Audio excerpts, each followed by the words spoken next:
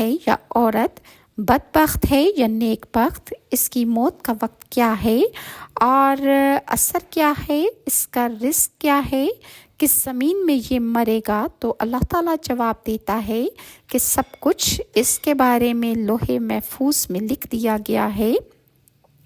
پھر نطفہ سے پوچھا جاتا ہے کہ تیرا رب کون ہے؟ وہ کہتا ہے کہ میرا رب اللہ ہے۔ پھر نطفے سے پوچھا جاتا ہے کہ تیرا رازق کون ہے؟ تو وہ کہتا ہے کہ اللہ ہے۔ تو اسے پیدا کر دیا جاتا ہے، اپنے نشانات قدم بناتا ہے۔ جب اس پہ موت آتی ہے تو مرنے کے بعد اسی جگہ پر دفن ہوتا ہے جہاں سے مٹی لے کر اس کو پیدا کیا گیا تھا۔ اور ابن ابی دنیا نے قبور میں عبداللہ بن نافع مزنی سے روایت کی ہے کہ ایک شخص مدینہ میں مر گیا، اسے ایک شخص نے دیکھا کہ وہ جہنمی ہے تو اس پر اسے دکھ ہوا۔ اس کے 8 روز بعد اس نے خواب میں دیکھا کہ وہ اہل جنت سے ہے، تو اس پر اس کے مرنے والے سے اس نے معاملہ دریافت کیا کہ ایسا کیا ہو گیا کہ تو جہنمی تھا لیکن تو جنت میں گھوم رہا ہے؟ تو اس نے بتایا کہ اس کے قرب میں ایک آدمی دفن کیا گیا ہے، یعنی اس کی قبر کے ساتھ ایک اور آدمی کی، ایک ایسے نیک آدمی کی قبر ہے کہ جس نے 40 آدمیوں کے لیے شفاعت کی، لہٰذا وہ بھی ان میں شامل ہو گیا۔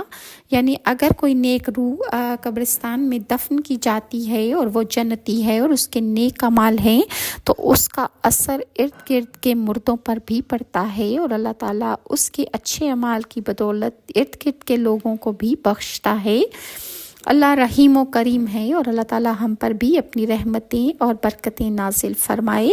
ابن نجار نے تاریخ بغداد میں محمد بن عبداللہ ازدی سے روایت کیا ہے، وہ کہتے ہیں کہ عبدالصمد علی کے خاندان میں سے ایک فرد کے جنازے میں شریک ہوا۔ وہ لوگوں کو جلدی کرنے کو کہہ رہے تھے کہ شام سے ہم کو آرام دلاؤ۔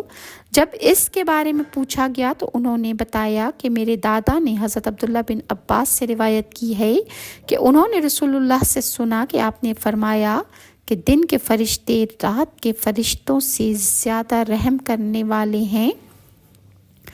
اور اسی طرح جب مردوں کو دفن کیا جائے تو اس وقت کیا تلقین کرنا چاہیے، آج میں آپ کے ساتھ یہ بھی شیئر کرتی ہوں۔ بزار نے حضرت علی رضی اللہ عنہ سے روایت کیا ہے کہ جب جنازہ قبر پر پہنچ جائے اور لوگ ارد گرد بیٹھ جائیں تو تم نہ بیٹھو بلکہ اس کی قبر کے کنارے پر تم کھڑے ہو جاؤ۔